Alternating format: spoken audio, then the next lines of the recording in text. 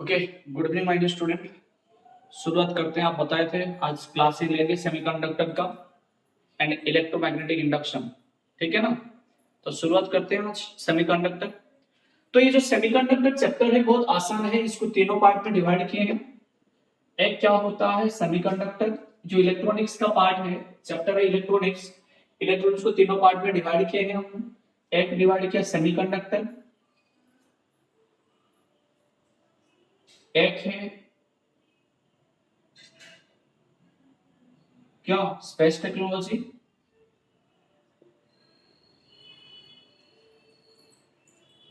and third one is digital electronics.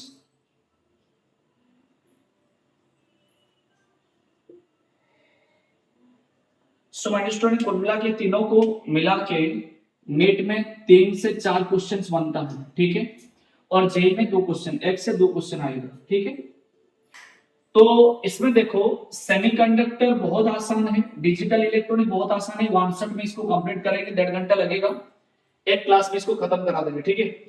और जो semiconductor है ये बहुत आसान है, थोड़ा क्वेश्चन इसमें थ्योरेटिकली आते हैं, जो भी न्यूमेरिकल होगा वो बता देंगे आप लोग को।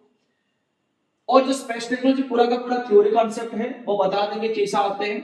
बट इस बार आपका जो काउंसिल का है एनसीईआरटी पैटर्न में और सीएचएससी पैटर्न में भी, बोर्ड स्टेट बोर्ड एग्जामिनेशन में स्पेस टेक्नोलॉजी सिलेबस में नहीं है, डिलीटेड है। डिजिटल इलेक्ट्रॉनिक्स में डिलीटेड है। और सेमीकंडक्टर में ओनली है एक पार्ट, क्या है, एनर्जी बैंड है। एनर्जी बैंड, एक सेमीकंडक्टर, कंडक्टर एंड इंसुलेटर, ये है। थर्ड पार्ट है पीएन जंक्शन। फोर्थ पार्ट है forward biasing, reverse biasing, forward and reverse biasing, and fourth number part VI characteristics.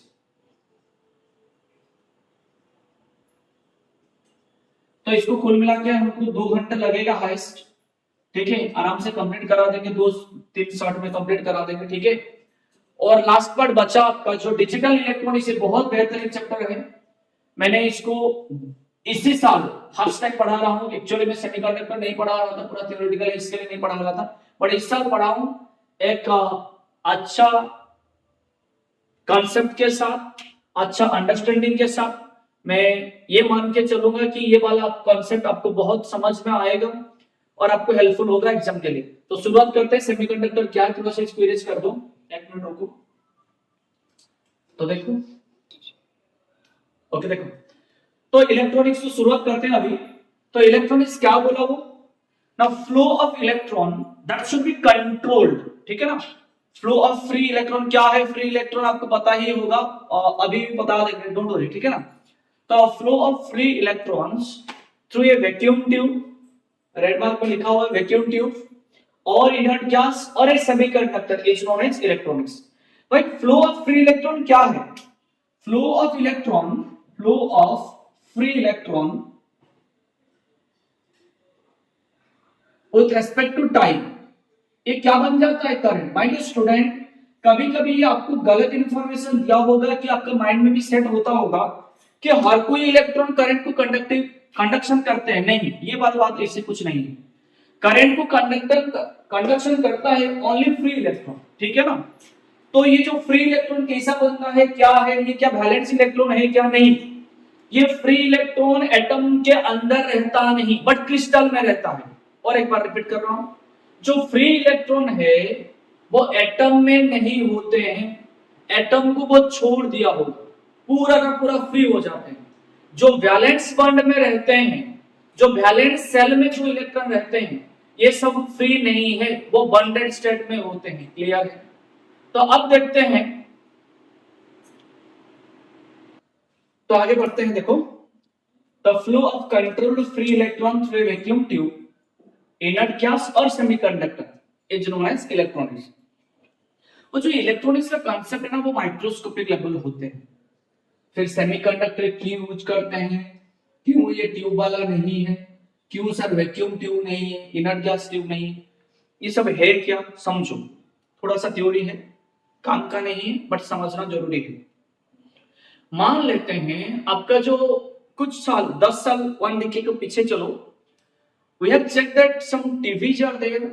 हमारे घर में टीवी रहते हैं ना, वो जो टीवी होते हैं इसके एक पिक्चर ट्यूब होते हैं, आपको पता होगा। वो कभी कभी दिन में खराब हो जाते हैं, 5-10 साल गया फिर खराब हो जाते हैं, ठीक है ना, क्यों ना। और इसको स्विच देने के बाद, वो जो टीवी को स्विच देने के बाद तुरंत लाइट नहीं आता, इसमें करंट नहीं आता, क्यों ना। इसमें जो पिक्चर ट्यूब होते हैं वो वैक्यूम ट्यूब होते हैं, वो ट्यूब पहला हीट होगा, हीट होने के बाद ये सफिशिएंट थर्मल काइनेटिक एनर्जी मिलेगा, किसको, इलेक्ट्रॉन को मिलेगा, वही इलेक्ट्रॉन ट्रांसफर हो जाएगा। समझ में नहीं आया, और एक बार समझते हैं। पहले ये समझो सर फ्री इलेक्ट्रॉन क्या है, पहले समझा देते हैं आप लोग को, रुको ये कंफ्यूजन बनाते हैं, पहले इसको क्लियर कराते हैं। फ्री इलेक्ट्रॉन ये होते हैं, मान लो कोई एक क्रिस्टल ये है, ठीक है, इस क्रिस्टल में ये न्यूक्लियस है,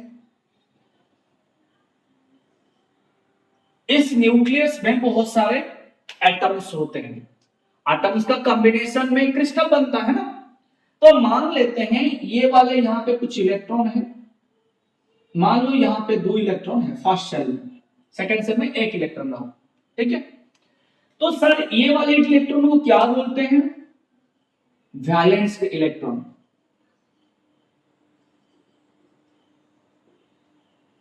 क्या बोलते हैं, वैलेंस इलेक्ट्रॉन। समझो आराम से, धीरे धीरे चलेंगे।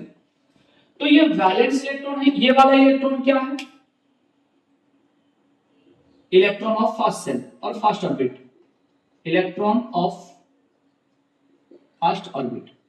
समझो सर यही इलेक्ट्रॉन, मान लो ये कपल का है क्रिस्टल, बहुत सारे एटम है, एक का एग्जांपल दिया हूं। तो सर क्या यही इलेक्ट्रॉन कंडक्शन करता है करंट को, नहीं, बिल्कुल नहीं, ये पूरा बंडेड में स्टेज में है, कोई भी हालत में ये कंडक्शन नहीं कर पाएगा। क्लियर है first part.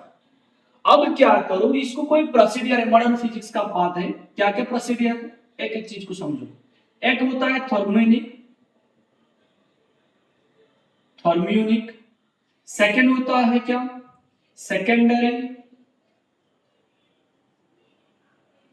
Electron process, third one is known as by what, photo electric emission होते हैं, फोर्थ वन इज क्या है, field emission.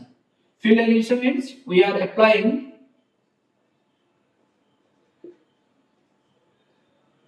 electric field in the order of 10 to the power 8, ठीक है ना। ये वाला क्वेश्चन है, पीवाई में आप देख लेना मॉडर्न फिजिक्स में। थर्मोइनिक एक है, मींस इसको हीट देंगे, हीट देने के नाते क्या होता है, इसको कुछ एनर्जी मिल जाता है, ऐसा समझ में नहीं आया।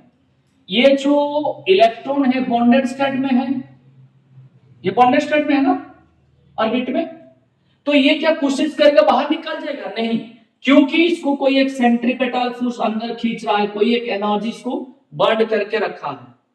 तो इसको इतना एनर्जी चाहिए कि ये सफिशिएंट काइनेटिक एनर्जी मिल जाए, इसको क्या मिल जाए, सफिशिएंट काइनेटिक एनर्जी मिल जाए। ये जो बाइंडेड स्टेट में रोटेट कर रहा है ऑर्बिट में, तो ये कोई एक काइनेटिक एनर्जी अचीव करता होगा, इससे काइनेटिक एनर्जी थोड़ा सा ज्यादा दे दो, वो वाला इलेक्ट्रॉन तुरंत यहां से निकल आता है क्रिस्टल के ऊपर। क्लियर है। अब ये रेडी हो गया क्या करने के लिए, कंडक्शन करने के लिए। क्लियर है। तो इसी इलेक्ट्रॉन को हम क्या बोलते हैं, फ्री इलेक्ट्रॉन। क्या बोलते हैं, फ्री इलेक्ट्रॉन। और एक बार रिपीट करते हैं, कोई भी एक वैलेंस इलेक्ट्रॉन को हम कोई 4 प्रोसीडियर से एनर्जी दे दूं, जो कि वो वैलेंस सेल को बाहर आ जाता है किसके ऊपर, क्रिस्टल के ऊपर, वही इलेक्ट्रॉन को हम क्या बोलते हैं, फ्री इलेक्ट्रॉन बोलते हैं। क्लियर हो गया फर्स्ट पार्ट। आगे बढ़ते हैं। देखो इसमें क्या है सर, इसको एनर्जी देने का तरीका क्या क्या है मॉडर्न में इन डिटेल पढ़ाएंगे, बट ये देखो एक थर्मियोनिक प्रोसेस है, secondary electron, photo electric emission, field emission. Means इसको इधर हीट देंगे तो इलेक्ट्रॉन बाहर निकलता है, सफिशिएंट थर्मल काइनेटिक एनर्जी मिल जाता है इनको, ये बाहर आ जाते हैं। किसके, क्रिस्टल के बाहर नहीं, इसी सरफेस के ऊपर रहेगा। क्लियर है? सेकंड क्या प्रोसेस है? सेकेंडरी इलेक्ट्रॉन मींस इसी इलेक्ट्रॉन के ऊपर और एक इलेक्ट्रॉन को बम्बार्ड करो। मान लो इस इलेक्ट्रॉन का एनर्जी है, इसको वर्क फंक्शन बोलते हैं, इन डिटेल बताएंगे किसमें, मॉडर्न फिजिक्स में। मान लो तो इसका एनर्जी लेवल है 2 इलेक्ट्रॉन वोल्ट, मैंने कोई एक इलेक्ट्रॉन इसके ऊपर बम्बार्डमेंट किया, मान लो 5 इलेक्ट्रॉन वोल्ट, कोई एक इलेक्ट्रॉन को बम्बार्ड किया, तो ये वाला इलेक्ट्रॉन क्या होगा ना, 2 अचीव करके ज्यादा बचेगा कितना, 3 इलेक्ट्रॉन वोल्ट, तो ये इलेक्ट्रॉन 3 इलेक्ट्रॉन वोल्ट में बाहर निकल जाएगा। क्लियर? तो इसको क्या बोलते हैं? Secondary electron emission.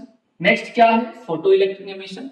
मैंने सुइटेबल मटेरियल लेते हैं, तो मान लेते हैं मैंने आयरन लिया, तो आयरन के ऊपर लाइट को बम्बार्ड करेंगे। सर लाइट करेंगे तो टच करना चाहिए, तो इसमें करंट लगना चाहिए, नहीं भाई, कोई एक सुइटेबल फ्रीक्वेंसी होना चाहिए। आयरन के लिए अल्ट्रावायलेट रे जरूरी है, तो इसके ऊपर अल्ट्रावायलेट रे को बम्बार्डमेंट करूं तो इसका जो इलेक्ट्रॉन होते हैं इनको सफिशिएंट काइनेटिक एनर्जी मिल जाता है, वो वैलेंस सेल को छोड़ के बाहर निकल आते हैं। क्लियर है? तो इस टाइम वो बन जाता है free electron, then that electron ready for the conduction, conduction के लिए वो रेडी हो जाते हैं।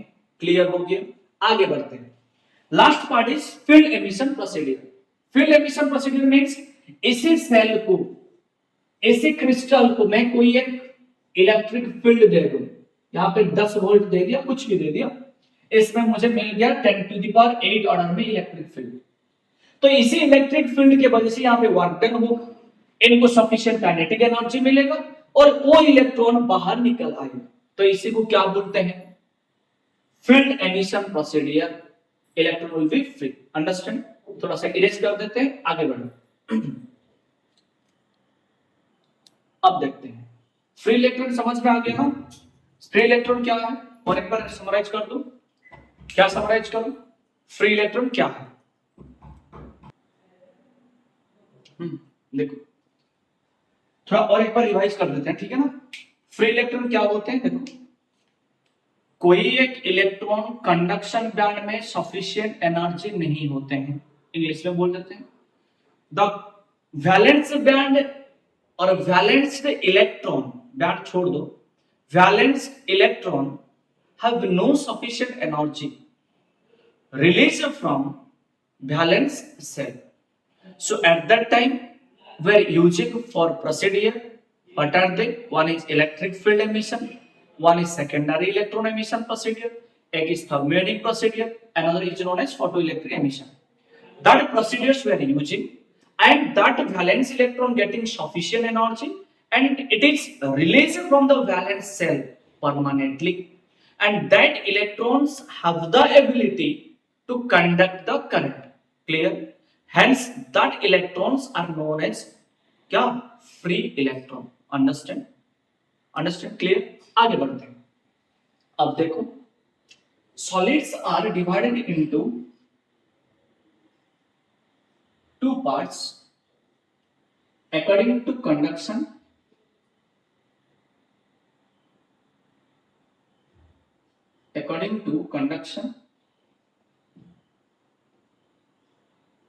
second one is according to energy level.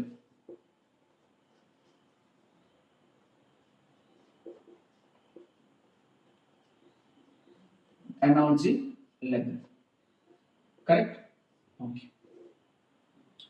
So according to conduction and energy level, again solids are divided into 3 parts.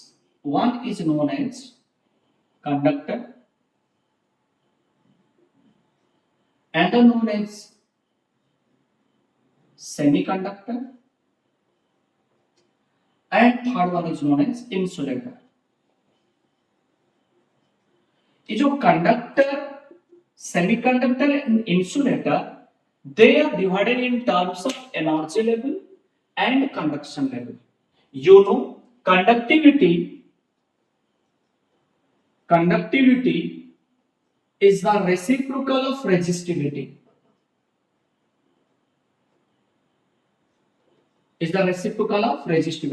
जिसका ज्यादा resistivity होगा इनका कंडक्टिविटी कम होते हैं, जिसका कंडक्टिविटी ज्यादा होता है रेजिस्टिविटी कम होते हैं, inversely proportion to each other. समझो चीजों को, एक एक चीजों को, जो है वो सब थ्योरेटिकल वैल्यूज है, आपको याद रखना है, ठीक है ना? आगे बढ़ो, देखते हैं इस पार्ट को थोड़ा इरेज कर देते हैं। देखो देखो सॉलिड्स डिवाइड करते हैं दो पार्ट में, दो तरीका में, according to conductor, according to semi energy level में। तो इसको तीनों पार्ट में डिवाइड कर देते हैं, हम बताए थे ऑलरेडी, कंडक्टर, सेमीकंडक्टर, इंसुलेटर। पहले देखते हैं इसी पार्ट में कंडक्टिविटी के ऊपर। कंडक्टर को डिवाइड किया, फिर डिवाइड किया किसके ऊपर, semiconductor, and is known as insulator. तो आपको पता है कंडक्टर का कंडक्टिविटी का रेंज, डायरेक्ट क्वेश्चन है नीट जेईई वाले स्टूडेंट, डायरेक्ट क्वेश्चन है, याद कर लो।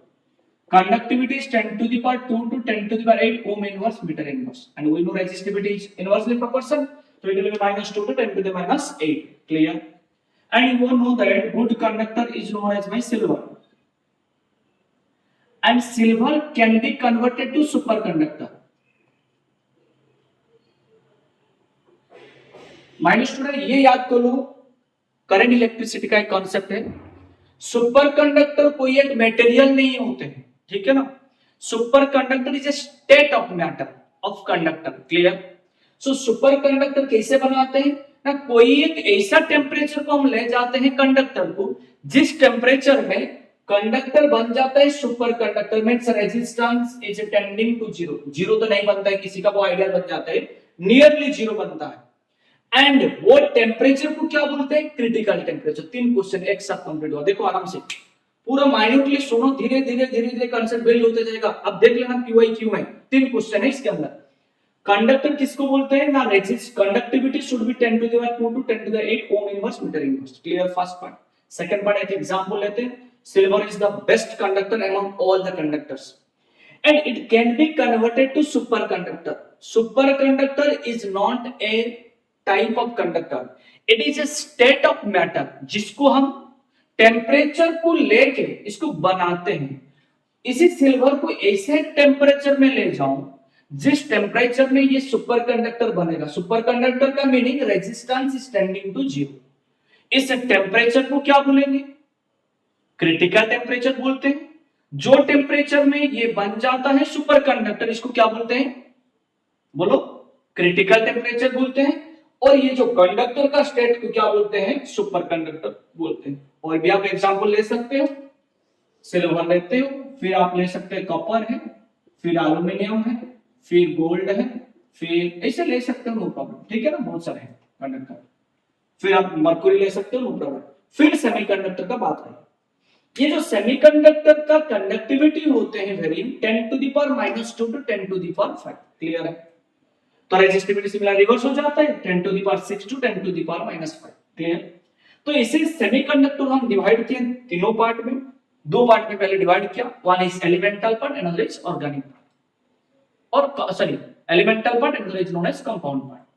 सो एलिमेंटल पार्ट में क्या क्या है ये सब याद कर लेना, डायरेक्ट क्वेश्चन है। जर्मानियम, सिलिकॉन, सेलेनियम, टेलोनियम, याद करने का तरीका भी बता देंगे एनर्जी बैंड में, ठीक है।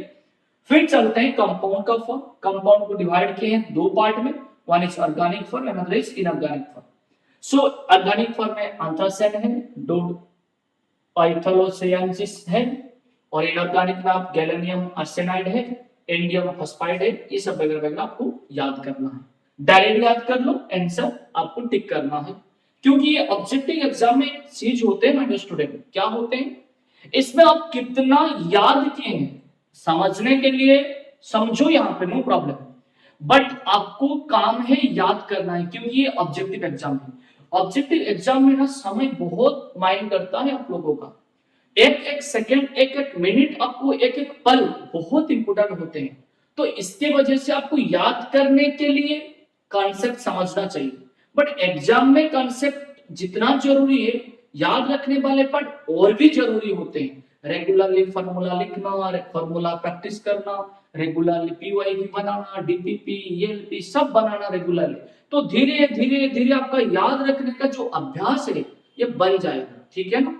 तो आगे बढ़ो, तो इसको सब याद कर लेना, क्या है, जर्मानियम है, सिलिकॉन है, सेलेनियम है, टेलोरियम है, ये सब याद करना। सिमिलरली ऑर्गेनिक वाले कंपाउंड, सिमिलरली इनऑर्गेनिक वाले कंपाउंड। अब चलते हैं अकॉर्डिंग टू एनर्जी लेवल, वही सेम चीज है, एनर्जी लेवल में हम तीनों पार्ट में डिवाइड किए, एक is conductor, one is semiconductor, another is known as insulator. So conductor means conductivity is high, means free electron spontaneously flow करता रहेगा. सेमीकंडक्टर में मॉडरेटली चलेगा और इंसुलेटर में जीरो है. तो जिस कंडक्टर का डेल इज, इसको बोलते हैं फॉरबिडन एनर्जी. क्या बोलते हैं? Forbidden energy. ये क्या है? एनर्जी बैम में इन डिटेल पढ़ेंगे. Forbidden energy is nearly equal to zero और टेंडिंग टू जीरो. आपका बुक में लिखा हुआ है जीरो है. एक्चुअली जिस पार्ट में परफेक्टली जीरो बन जाएगा वो आइडियलिस्टिक होता है, रियली एग्जिस्टेंट नहीं. तो नियरली इक्वल टू जीरो है फॉरबिडन एनर्जी. क्या सेमीकंडक्टर में क्या होता है? Del Eg is less than 3 electron volt. Understood? Electron volt is the unit of, electron volt is the unit of what? बताओ. Unit of energy. सर हमको तो पता है जूल और अर्ग, ये भी एक है. Electron volt is the unit of energy है. तो 1 electron volt is equal to 1.6 into 10 to the power minus 19 joule. समझो और एक बार इसको याद कर लेना objective point exam point of view में. 1 इलेक्ट्रॉन वोल्ट क्या बोल रहा है ना? एक इलेक्ट्रॉन को एक टर्मिनल से दूसरे टर्मिनल जाने के लिए जितना एनर्जी जरूरी होता है, जहां पे पोटेंशियल डिफरेंस कितना होते हैं, तो आपको याद रखना है इलेक्ट्रॉन वोल्ट क्या है? एनर्जी का एक यूनिट होते हैं. ठीक है. तो 1 electron volt is equal to 1.6 into 10 to the minus 19 joule. Sir ये तो हमको याद है, आप बार बार क्यों बोल रहे? मैं इसके लिए आपको बार बार बोल रहा हूं कि इसी क्लास में आपका याद हो जाए. ठीक है. तो 1 इलेक्ट्रॉन वोल्ट का डेफिनेशन क्या है? ये काउंसिल का एक क्वेश्चन आते हैं 2 मार्क का, और एंट्रेंस का डेफिनेशन नहीं आएगा, ये वाला जरूरी होता है हर कोई जगह में. तो 1 इलेक्ट्रॉन वोल्ट क्या होता है? The amount of energy required to an electron to transform from one terminal to another terminal at a potential difference of 1 volt. सोचो, मान लेते हैं ये कोई एक सेल है, पॉजिटिव है, ये नेगेटिव है, कोई एक सर्किट है. क्लियर? इसी सर्किट में एक इलेक्ट्रॉन को इस टर्मिनल से इस टर्मिनल को जाने के लिए जितना एनर्जी जरूरी होता है, जहां पे पोटेंशियल डिफरेंस कितना होना चाहिए? 1 वोल्ट. मीन्स ये मान लो 20 वोल्ट है. ठीक है ना? ये 20 है, ये -19 है, तो दोनों को ऐड कर दो, 1 पोटेंशियल डिफरेंस आ रहा है ना? तो दोनों टर्मिनल में जब पोटेंशियल डिफरेंस 1 वोल्ट होगा, एक इलेक्ट्रॉन मूव करेगा यहां से यहां तक. तो एक इलेक्ट्रॉन को जितना एनर्जी जरूरी होगा, तो वही एनर्जी को क्या बोलते हैं? 1 इलेक्ट्रॉन वोल्ट. तो कोई एक कंडक्टर का फॉरबिडन एनर्जी गैप कितना होना चाहिए? नियरली जीरो होते हैं. ऑप्शन में नियरली जीरो नहीं देगा, आप लोग को डायरेक्टली जीरो दे देगा, पुट कर देना. ठीक है. एनसीईआरटी का पॉइंट है डायरेक्टली जीरो. तो एनसीईआरटी में जो है वही करेक्ट है, आपको याद करना. और एक क्या है? सेमीकंडक्टर. जो स्टूडेंट ये दिखाई नहीं दे रहा है ना, थोड़ा रिफ्लेक्शन हो रहा है. देखो और एक बार बता रहा हूं, यहां पे देखो, ये कोई एक सर्किट है. इस सर्किट में इसमें 20 वोल्ट है, ये -19 वोल्ट. तो दोनों को ऐड कर तो 1 वोल्ट हो रहा है पोटेंशियल डिफरेंस. तो एक इलेक्ट्रॉन को यहां से इस टर्मिनल पहुंचने के लिए, 1 इलेक्ट्रॉन यहां से यहां तक पहुंचने के लिए जितना एनर्जी इनको जरूरी होते हैं, जबकि पोटेंशियल डिफरेंस कितना? 1 वोल्ट होता है, वही एनर्जी को क्या बोलते हैं? इलेक्ट्रॉन वोल्ट बोलते हैं. And 1 electron volt is equal to 1.6 into 10 to the power 19 joule. Derive कर देते हैं इसको 1 मिनट में. देखो आराम से सोचो, आराम से समझो. यहां देखो क्या है ना, 1 electron volt is equal to 1 volt into, वो पता है ना, energy is equal to charge into potential. ये सुनो, तो एक इलेक्ट्रॉन का चार्ज कितना? 1.6 into 10 to the power -19 into potential कितना? 1 volt potential difference, 1 volt multiply कर दो, so is equal 1.6 into 10 to the power -19 joule. तो 1 electron volt energy is equal 1.6 into 10 to the -19 joule. समझ में आ गया? तो कंडक्टर का फॉरबिडन एनर्जी क्या? जीरो है. Similarly semiconductor is less than 3 electron volt होना चाहिए। And for insulator that is forbidden energy of del Eg is greater than or equals to 3 electron volt. Understand. But दुनिया में सबसे अच्छा semiconductor sorry insulator कौन है, लिख देते हैं यहां पे 1 मिनट में star note point. The forbidden energy gas और forbidden energy is greater than 6 electron volt for diamond. जिसका फॉरबिडन एनर्जी सबसे ज्यादा है वो परफेक्ट इंसुलेटर और सबसे बेहतरीन इंसुलेटर बनता है। क्लियर है। तो diamond is the best insulator. Sir diamond तो सब तरह में बेस्ट होते हैं सर, कास्ट भी बेस्ट होता है, लुक्स भी बेस्ट होते हैं, रिफ्लेक्शन भी सबसे ज्यादा होता है। इसको क्या बोलते हैं डायमंड में? Total internal reflection TIR। Sir optics वाले आगे कहां पे? अरे देख लो भाई, सब याद कर लो। तो diamond is the best insulator बन गया। कब? जब सर इसका फॉरबिडन एनर्जी क्या 6 इलेक्ट्रॉन वोल्ट बन गया। क्लियर है ना। इसका फॉरबिडन एनर्जी क्या डायमंड का कितना याद कर लो, 6 इलेक्ट्रॉन वोल्ट से ज्यादा है। क्लियर है। कोई कोई बुक में इक्वल्स टू भी लिखा हुआ है, आप याद कर लो। ठीक है। एंड इंसुलेटर का greater than 3 electron volt. And दुनिया में फॉरबिडन एनर्जी क्या सबसे ज्यादा किसका है? डायमंड का। तो hence diamond is the best insulator. आगे बढ़ते हैं, चलते हैं। देखो अब समझते हैं एनर्जी लेवल क्या है। ठीक है ना।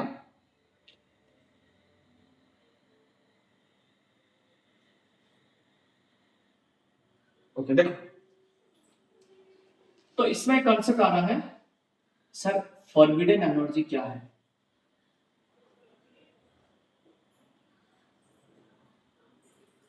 फॉरबिडन एनर्जी पहले इसको थोड़ा लिख देते हैं। फॉरबिडन एनर्जी रट्टा वाला फॉर्मूला क्या है? Forbidden energy is equal to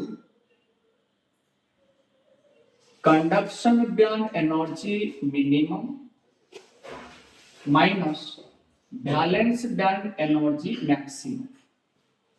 sir इसको जानने में मुझे क्या मिलेगा, फायदा क्या होगा, ये पहले याद कर लो, फिर इन डिटेल डिस्क्राइब करेंगे। फॉरबिडन एनर्जी का क्या है? Conduction band energy minimum minus valence band energy maximum. Clear है फर्स्ट पॉइंट। सर इसको जानने में मुझे क्या मिलेगा, एमटी का क्वेश्चन है। It describes how much tightly an electron bonded with its nucleus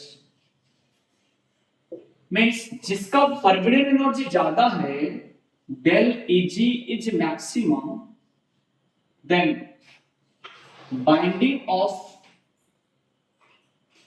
electron with nucleus is maximum। सोचो वो क्या बोला ना, जिसका फॉरबिडन एनर्जी। सर फॉरबिडन एनर्जी क्या है बताएंगे इन डिटेल, उलट मत हो, धीरे धीरे टेबल रट्टा लगाएंगे, इसके बाद फिर मल्टीप्लिकेशन सीखेंगे। एनसीईआरटी तो वही बोल रहा है ना।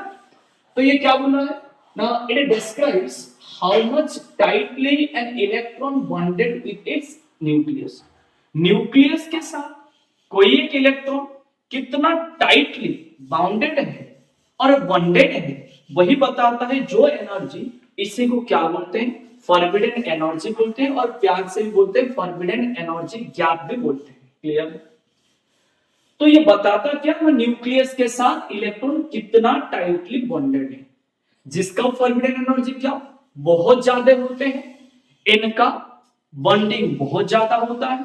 जिसका फॉरबिडन एनर्जी क्या कम होते हैं, इसका बाइंडिंग बहुत कम होते हैं। किसके साथ? न्यूक्लियस के साथ। जिसका सर फॉरबिडन एनर्जी 0 बन गया, sir if del Eg is equal to 0, वो क्या बन जाएगा सर? Free electron. वो क्या बन जाएगा? Free electron. सर इसका न्यूक्लियस के साथ कोई भी संबंध नहीं है, वो इलेक्ट्रॉन वैलेंस शेल को छोड़ के फ्री बन जाता है। सर जब इलेक्ट्रॉन फ्री हो जाता है, मटेरियल कन्वर्ट्स टू कंडक्टर, सब बस वाले कंडक्टर नहीं, वो करंट प्रदान करने के लिए, करंट को फ्लो करने के लिए रेडी हो जाते हैं। क्लियर हो गया? तो फॉरबिडन एनर्जी बताता है न्यूक्लियस के साथ इनका जो एटम होते हैं, इलेक्ट्रॉन का जो एटम का जो इलेक्ट्रॉन होते हैं वो कितना टाइटली बॉन्डेड होते हैं। जिसका फॉरबिडन एनर्जी जितना ज्यादा है उतना बॉन्डिंग ज्यादा है, कंडक्टिविटी उतना कम है। जिसका बॉन्डिंग बहुत कम है इसका फॉरबिडन एनर्जी भी कम होगा, तो इनका कंडक्टिविटी ज्यादा होगी। जिसके फॉरबिडन एनर्जी क्या जीरो बन जाता है, इसमें इलेक्ट्रॉन फ्री हो जाता है, इसका सबसे कंडक्टिविटी ज्यादा हो जाता है। पहला पार्ट क्लियर है? बोलो यस और नो। हाँ है तो यस बोल दो, यस। ओके आगे बोलो। अब देखते हैं माय स्टूडेंट, थोड़ा सा इरेज कर दो इसको, एक मिनट रुको।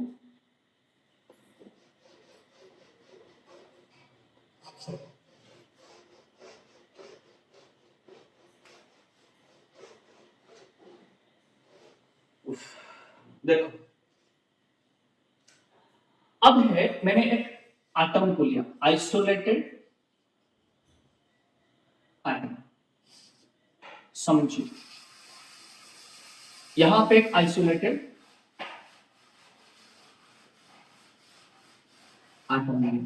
ये वाला जो एनर्जी बैंड है ना, कंफ्यूजन बहुत बनेगा। आप जितना भी बुक पढ़ लो, वीडियो भी सब देख लेना, यूट्यूब में बहुत सारे वीडियो अवेलेबल है, आप देख लेना आराम से। और अब इसको समझो, ठीक है? कितना आसान तरीका में समझाता हूं, समझो आराम से, पेशेंस रख के। बहुत आसान है, एक बार समझ जाओगे जिंदगी भर काम आ जाएगा। क्लियर है? आइसोलेटेड, ये भी आइसोलेटेड। मान लेते मैंने सिलिकॉन को ही लिया, किसको? एक सेमीकंडक्टिंग है एलिमेंट का कंडक्टर, किसको लो? सिलिकॉन। SI का जेड कितना है? एटॉमिक नंबर 14 है, तो ब्रेक कर लो 2 8 एंड 4। तो वैलेंस सेल में कितना इलेक्ट्रॉन बचा? 4 इलेक्ट्रॉन। तो इसका वैलेंसी 4 बन गया, टेट्रावैलेंट हो गया। आगे बढ़ो, समझो। मान लेते हैं मैंने कोई एक सिलिकॉन एटम लिया, आराम से समझो, बहुत आसान है, धीरे धीरे कंसेप्ट समझ में आ जाएगा, कंफर्म आ जाएगा। ये है। सिमिलरली यहां पे एक एटम लेते हैं, वही सिलिकॉन का, ठीक है? इसका इसके साथ कोई भी संबंध नहीं है, there is no relationship between this silicon and this silicon. Clear? Now in the check there is an electron, first cell is completed, second cell you know 8 electrons, 2 3 4 5 6 7 8, बाहर में 4, ठीक है? कोई एक डेफिनेट ऑर्बिट में रोटेट कर रहे हैं, तो यहां पे वही सेम हालत होगा, 2 3 4 5 6 7 8, यहां पे वही 2 है, फिर यहां पे 4। समझो एक एक चीज को क्लियर कराएंगे इन डिटेल, ठीक है? वो भी सिलिकॉन का एटम है। माइनस आपको पता है एटम का न्यूक्लियस से इलेक्ट्रॉन जितना दूरी में चलेगा उतना इनका एनर्जी लेवल ज्यादा होगा। सर समझ में नहीं आया? इलेक्ट्रोस्टैट में चलो, वहां पे देखते हैं क्या है इलेक्ट्रोस्टैट में बताया। इलेक्ट्रोस्टैट में बताया कोई एक चार्ज यहां पे होता, कोई एक चार्ज यहां पे होते हैं, दोनों के बीच में कोई एक अट्रैक्टिव और रिपल्सिव फोर्स F होते हैं, डिस्टेंस कितना r। तो electrostatic force is equal to K into Q1 Q2 upon r²। आपको ये पता है कंफर्म, जहां पे ये डाइलेक्ट्रिक ऑफ द मीडियम, ठीक है? आगे बढ़ो, मुझे पता है electrostatic potential energy is equal to electrostatic force into its displacement. Displacement को यहां पे मान लो r डिस्प्लेस्ड किया हुआ है, और पुट करो electrostatic energy is equal to F कितना? सर K Q² कर दो, Q1 इक्वल टू Q2 मान लो, ये भी Q है, ये भी Q है, Q² upon r² into displacement r² cancel, तो electrostatic potential energy equal to K Q² upon r। तो यहां पे मुझे पता चला सर ये तो कांस्टेंट है, ये भी कांस्टेंट है, चार्ज ऑफ इलेक्ट्रॉन। तो अब कर सकते हैं electrostatic potential energy is inversely proportional to r। जो इलेक्ट्रॉन जितना ज्यादा डिस्प्लेस्ड हुआ, जितना दूरी ज्यादा है, इनका जितना दूरी ज्यादा है पोटेंशियल एनर्जी कितना है? कम है। समझ में आ रहा है कि नहीं आया? अब बता दो, क्लियर है? ये फर्स्ट पार्ट क्लियर हो गया। जितना दूरी ज्यादा होगा इनका पोटेंशियल एनर्जी उतना कम होगा। क्लियर है? इसको थोड़ा समझ जाएंगे, इसका एप्लीकेशन यहाँ पे एनर्जी बैंड में दिखेंगे। ये वाला क्लियर हो गया।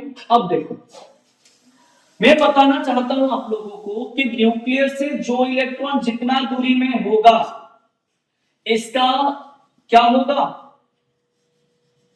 बताओ बताओ। जितना ये इलेक्ट्रॉन दूरी में होगा इसका एनर्जी लेवल उतना ज्यादा होगा क्या?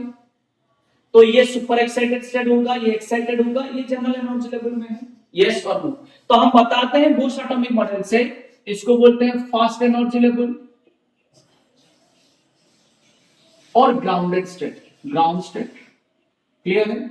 ग्राउंड बोलेंगे तो इसको फास्ट नहीं बोल पाएंगे, और फास्ट लिख लो n इक्वल टू 1 यहां पे लिख दो।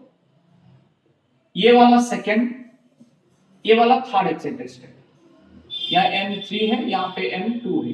क्लियर है कि नहीं? सिमिलरली यहां पे वही जिसका n maximum means energy also maximum है, ये वाला आपको मॉडल में पढ़ाया होगा। ठीक है? जितना n ज्यादा है, जितना ऑर्बिट बढ़ता जाएगा एनर्जी लेवल उतना बढ़ता जाएगा। क्लियर? तो इसका मैं एनर्जी बैंड, एनर्जी डायग्राम बना रहा हूं, बैंड बाद में देखेंगे। ये एनर्जी लेवल है, इनका भी एनर्जी लेवल ये है। इस एनर्जी लेवल में x नॉट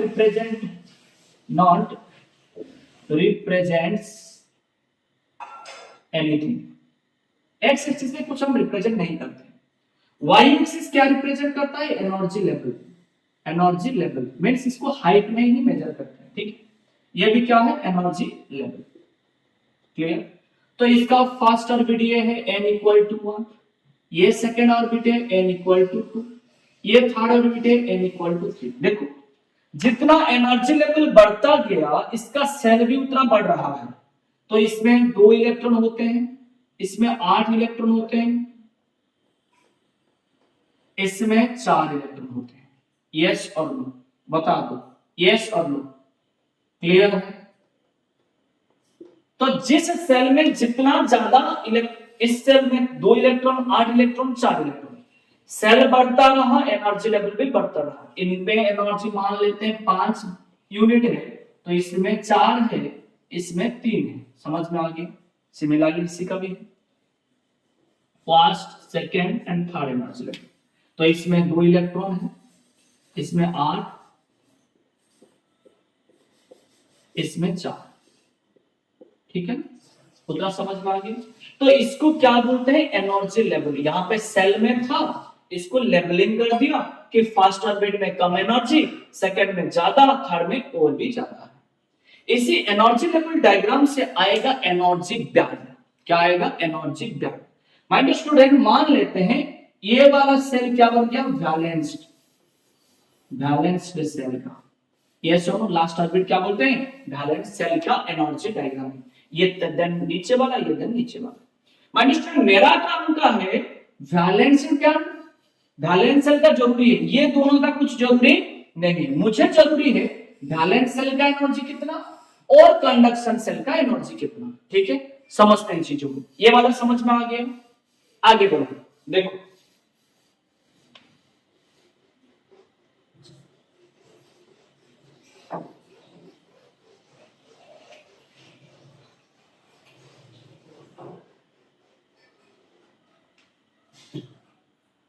अब समझो, कोई एक ये न्यूक्लियस है, ये एक इलेक्ट्रॉन है, फिर और एक न्यूक्लियस है, ये भी एक इलेक्ट्रॉन है। समझो बहुत आसान चीज है। जब दोनों एलिमेंट बताया था solid mechanical property of solid में भी यही बताया था, जब दो एटम पास पास में आएंगे, when two atoms comes to closer to each other, clear है, वहां पे टू फोर्सेस काम करता है, एक अट्रैक्टिव भी काम करता है, एक रिपल्सिव भी काम करता है। ठीक है ना?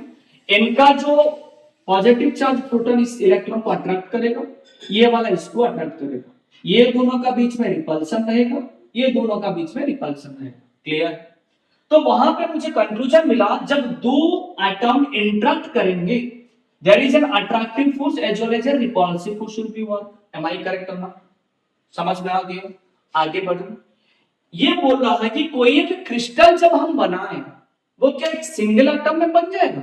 नहीं सर, वो बनेगा नंबर ऑफ एटम्स को कंबाइन करेंगे एक ज्योमेट्रिकल सेट में, तब बनेगा एक क्रिस्टल बनेगा। क्लियर है? समझ में आया कि नहीं? श्योर है? अब देखते हैं जब दोनों एटम का इंटरेक्शन होकर कोई एक क्रिस्टल बना, वहां पे क्या बनता है देखो। अब समझो, मान लेते हैं इसको ओरिजिन में लिया, इसका रेस्पेक्ट में ये रहा दो एटम, ठीक है? ये दो मिलके एक क्रिस्टल बना रहे हैं। क्लियर? एक एटम में तो क्रिस्टल नहीं बनता, एन नंबर ऑफ एटम जरूरी होते हैं। तो इसमें मैंने मान लिया एक एटम को लेके एग्जामिन करते हैं। मानिए स्टूडेंट, मैंने मानते हैं ये फर्स्ट वाले सेल को मैंने लिया। कौन सा सेल को? समझो आराम से, फर्स्ट सेल को लिया। तो इसका न्यूक्लियस से ये वाले इलेक्ट्रॉन को जितना दूरी है, इस न्यूक्लियस से इस वाले इलेक्ट्रॉन को क्या उतना दूरी है? और एक बार बताना, इस पॉजिटिव चार्ज से first shell of electron of second atom जितना दूरी है, ये वाला एटम क्या उतना दूरी है? सर नहीं है। समझो और एक बार, ये एनर्जी लेवल डायग्राम बनाते हैं, ये एनर्जी बना, ये क्या बना? एनर्जी बना। और एक बार बार बार रिपीट करो बट ये समझ जाओ, ठीक है ना? ये एनर्जी लेवल बना। तो ये सर फर्स्ट सेल है, फर्स्ट ऑर्बिट है सर, ये सेकेंड ऑर्बिट है, थर्ड, फोर्थ, लाइक दैट। मैंने किसका कैलकुलेशन कर रहा हूं? इसका न्यूक्लियस का रेस्पेक्ट में इनका इलेक्ट्रॉन के साथ एनर्जी का क्या संबंध है। ये न्यूक्लियस से ये वाला इलेक्ट्रॉन को जितना दूरी है, इस न्यूक्लियस से वो वाले इलेक्ट्रॉन को उतना दूरी नहीं है। मान लेते हैं ये 5 यूनिट दूरी हुआ, तो ये 6 यूनिट दूरी है। क्लियर है? इलेक्ट्रोस्टैट में मुझे पता है जितना दूरी ज्यादा होगा इनका पोटेंशियल एनर्जी उतना कम होता रहेगा। सेल क्या है सर? n इक्वल टू 1 है। समझो, तो n इक्वल टू जब 1 है, क्या दोनों का इलेक्ट्रिक पोटेंशियल एनर्जी क्या सेम है? नहीं है सर। सर इसका मान लो एक का यहां पे है, मान लेते हैं एक का सर ज्यादा है, एक का कम ही है। समझ में आ रहा है कि नहीं? और एक बार समझो, एक इलेक्ट्रॉन का एनर्जी ज्यादा हुआ इसी टाइम में, और एक इलेक्ट्रॉन का एनर्जी कम हो रहा है कि नहीं? क्योंकि इनका दूरी जब 6 बना, एनदर का दूरी कितना बना? 5 बना। तो दूरी का जब इलेक्ट्रोस्टैट वही तो बोल रहा है, जिस एक चार्ज से अदर एक चार्ज का डिस्टेंस बढ़ जाता है, दोनों का बीच में एनर्जी भी कम हो जाता है। बट सेल चेंज हुआ क्या? ये इलेक्ट्रॉन भी एक नंबर वाले सेल में है, ये भी एक नंबर वाले सेल है। तो इस डाटम लाइन से कुछ इलेक्ट्रॉन का एनर्जी कम होते हैं, इस डाटम लाइन से कुछ इलेक्ट्रॉन का एनर्जी ज्यादा होते हैं। तो इसका मान लो एनर्जी लेवल ये है, इसका मान लो ये है, ठीक है? तो ये कोई एक रीजन बना रहा है क्या? ये क्या एक कोई रीजन बना रहा है क्या? इसी रीजन को क्या बोलते हैं? एनर्जी बैंड बोलते हैं। एनर्जी बैंड बोलते हैं। जब आइसोलेटेड रहा, अब आइसोलेटेड रहा क्या? नहीं सर, इसको काट दो। अब क्या बन गया? क्रिस्टल बन गया, क्रिस्टल और सॉलिड बन गया। ऐसा इसके अंदर 1 2 3 4 सब 5 एटम है, 4-5 एटम है, ये मिलके एक क्या बनाया? क्रिस्टल बना दिया। तो मैंने एग्जांपल लिया, 2 एक एटम को लेके एक एग्जांपल लिया। सिमिलरली सर अब कैलकुलेट करो, इसका रेस्पेक्ट में सेकंड वाले जितना दूरी है, इसका रेस्पेक्ट में ये क्या उतना दूरी है? नहीं। तो सर ये भी क्या एक एनर्जी बैंड बनाएगा? हाँ, ये भी एक रीजन बनाएगा। इस रीजन को क्या बोलेंगे? वही एनर्जी बैंड बोलेंगे। क्लियर है? 8 इलेक्ट्रॉन है ना, 8 इलेक्ट्रॉन का डिफरेंट है, इसका रेस्पेक्ट में potential, electric potential energy different होते हैं। तो ये जो रीजन बना, इसे रीजन को हम एनर्जी बैंड बोलते हैं। और एक बार रिपीट करूं, ये जो पॉजिटिव चार्ज है, इसका जो न्यूक्लियस के अंदर प्रोटॉन है, इसका एक पोटेंशियल एनर्जी इसके ऊपर है, इसका पोटेंशियल एनर्जी इसके ऊपर भी है, बट दोनों का दूरी सेम नहीं है। सर ये तो दूरी बहुत कम होते हैं भाई, बहुत कम में भी ये जो एनर्जी बैंड इतना बड़ा बड़ा मैं बना रहा हूं, इतना बड़ा नहीं एक्चुअली, विजुअलाइज के लिए मैंने बना, दूरी बहुत कम है, फेम्टोमीटर में आता है एक्चुअली, एटम में एंगस्ट्रॉम में आता है, होता तो वही डिस्टेंस का डिफरेंट में जो बैंड बनता है, जो रीजन बनता है, इसको तो एनर्जी बैंड बोला। तो दो इलेक्ट्रॉन का डिस्टेंस दूरी डिफरेंट है, दोनों का बेंचमार्क से एनर्जी किसका ज्यादा होगा, किसी का कम है, तो रीजन बनाते हैं, इसी रीजन को हम कहते हैं एनर्जी बैंड बोलते हैं। क्लियर हो गया, फर्स्ट पार्ट क्लियर हो गया, क्लियर है। सिमिलरली थर्ड वाले ऑर्बिट बनाओ तो सर वो भी एक बैंड बनाएगा क्या, हाँ भाई बनाएगा, क्लियर है। तो ये भी बना, ये बन गया एनर्जी बैंड, किसका, क्रिस्टल का, आइसोलेटेड का एनर्जी लेवल बनता है, बार बार बता रहा हूं, इसमें किसी का ओवरलैप नहीं हुआ, रीजन नहीं आया, एक सेल का एक ही डेफिनेट ऑर्बिट में है, बट यहां पे एक सेल मैंने लिया और दोनों का एनर्जी लेवल डिफरेंट हुआ तो एक बैंड बन गया। सिमिलरली वैलेंस सेल का भी ये बन गया।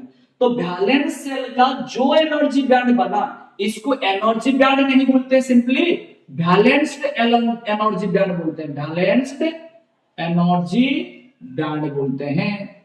क्लियर है सर। सिमिलरली जो इलेक्ट्रॉन कंडक्शन बैंड में होगा तो कंडक्शन बैंड एनर्जी लेवल बोलते हैं, इसको क्या बोलते हैं, वैलेंस बैंड बोलते हैं सिंपली, नहीं तो वैलेंस एनर्जी बैंड बोलते हैं। क्लियर है। सिमिलरली कंडक्शन लेवल में जो होगा, फ्री इलेक्ट्रॉन लेवल का होगा, इसको क्या बोलते हैं, कंडक्शन बैंड बोलते हैं। तो कंडक्शन बैंड भी वैलेंस बैंड से ऊपर रहते हैं। क्लियर है। पहले बैंड समझ में आ गया कि नहीं आया, कि और एक बार रिपीट करो, समझाऊं और एक बार, देखो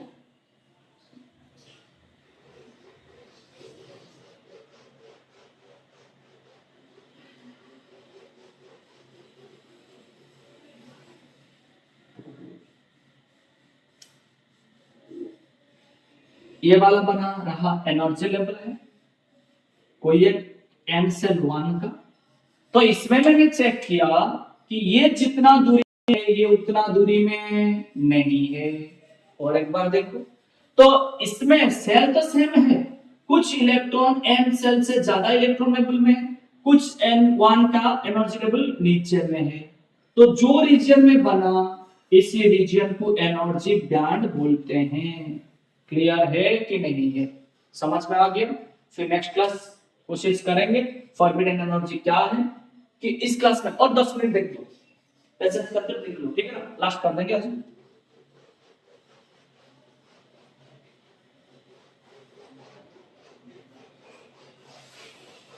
समझो, आराम से समझो, बहुत आसान है, धीरे धीरे कॉन्सेप्ट बेस्ड होता जाएगा, ठीक है ना। पेशेंस के साथ वीडियो देखो, क्वेश्चन बनाओ, पीवाईक्यू बनाओ, रेगुलरली क्वेश्चन बनाओ, देखो धीरे धीरे धीरे धीरे कॉन्सेप्ट बिल्ड होता जाएगा कॉन्सेप्ट, ठीक है ना।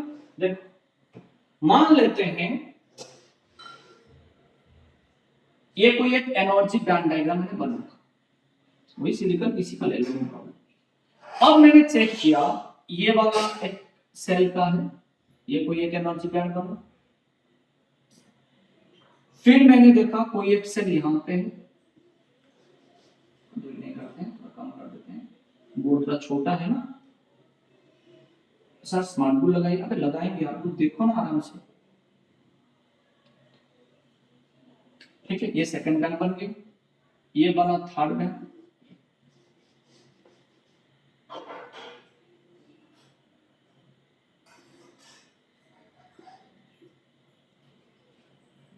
ये वाला बना फोर्थ बैंड। समझो धीरे धीरे, ये काम खत्म हो गया किसमें, ये वैलेंस बैंड है, वैलेंस बैंड। क्लियर है। ये जो ऑर्बिट है ये n=1 है, ये n=2 है, ये n=3 है, ये n कुछ नहीं, ठीक है ना। अब मैंने देखा मैक्सिमम एनर्जी लेवल कहां पे है, यहां पे, ठीक है। इलेक्ट्रॉन कहां पे प्रेजेंट है, वैलेंस सेल में ही है, ठीक। तो इसी सेल में हर कोई इलेक्ट्रॉन जो क्रिस्टल बन गया, वो क्रिस्टल का एनर्जी बैंड बनता है, इसको वैलेंस बैंड बनता है। कुछ इलेक्ट्रॉन थर्मोनिक प्रोसेस में एनर्जी इनका मिल गया, थर्मल एनर्जी मिल गया, तो कुछ इलेक्ट्रॉन यहां पे जंप कर गए, तो वो वाले इलेक्ट्रॉन जो लेवल में रहेंगे इसको क्या बोलते हैं, कंडक्शन बैंड। क्या बोलते हैं, कंडक्शन बैंड। ठीक है। तो मेरा काम ये का साथ कुछ नहीं, इसके साथ भी कुछ नहीं। अब जो भी मैं डिस्कशन करूं सब conduction band and valence band के बाद, ठीक है। और जो इलेक्ट्रॉन में बोलूं अभी से जो सूरत करके आगे चलो, इलेक्ट्रॉन मैंने बोल दिया मींस आप समझ जाना कि सर फ्री इलेक्ट्रॉन के बारे में बोल रहे हैं। जहां पे बॉन्डेड आएगा मैं बोल दूंगा ये बॉन्डेड वाले हैं। इलेक्ट्रॉन बोला तो वो क्या होगा, फ्री इलेक्ट्रॉन होगा। बॉन्डेड होंगे तो मैं बता दूंगा आपको ये बॉन्डेड वाले इलेक्ट्रॉन है। क्लियर है? आगे बढ़ते हैं। तो मेरा काम ये दोनों के साथ कुछ भी नहीं है, मेरा काम valence band and conduction band के साथ है, ठीक है। तो माय स्टूडेंट वैलेंस बैंड का एनर्जी लेवल ये क्या, वैलेंस बैंड का एनर्जी लेवल ये क्या मिनिमम है? सर यहां मैक्सिमम है क्या? ये क्या कंडक्शन बैंड का मिनिमम है? ये क्या कंडक्शन बैंड का मैक्सिमम है? ये सब एनर्जी नीचे है ना, यहां मिनिमम शुरुआत होगी, यहां मैक्सिमम गया। तो वैलेंस बैंड का मैक्सिमम एंड कंडक्शन बैंड का मिनिमम का जो डिफरेंस होते हैं इसी को बोलते हैं फॉरबिडन एनर्जी गैप और फॉरबिडन एनर्जी लेवल बोलते हैं। समझ में आया कि नहीं? फॉरबिडन एनर्जी किसको बोला कि सर फॉरबिडन एनर्जी इसी को बोला कि valence band maximum, sorry conduction band minimum minus valence band maximum, जो एनर्जी गैप मिला इसी को फॉरबिडन एनर्जी गैप बोलते हैं। देखो कोई एक इलेक्ट्रॉन यहां से यहां तक जाने के लिए कोई एक कंडक्शन बैंड इसका पास है, कंडक्शन बैंड बहुत दूर है, जो दूर में होगा यहां से इलेक्ट्रॉन वहां देने के लिए बहुत डिफिकल्ट होते हैं, बहुत ज्यादा एनर्जी जरूरी होगा। बट इसके पास जो होगा कम एनर्जी देंगे तो जंप कर जाएगा, फ्री इलेक्ट्रॉन बनेगा, कंडक्शन शुरुआत हो जाएगी। तो जितना फॉरबिडन एनर्जी गैप कम हो उतना कंडक्शन ज्यादा बढ़ेगा। इसके लिए तो जो कंडक्टर होते हैं ना तो ओवरलैप कर जाते हैं, valence band and conduction band दोनों ओवरलैप कर जाते हैं। इसके लिए तो इसका forbidden energy gap del Eg tending to 0 बना। डिस्कशन करेंगे इन डिटेल नेक्स्ट क्लास में। Thank you all of you, good night.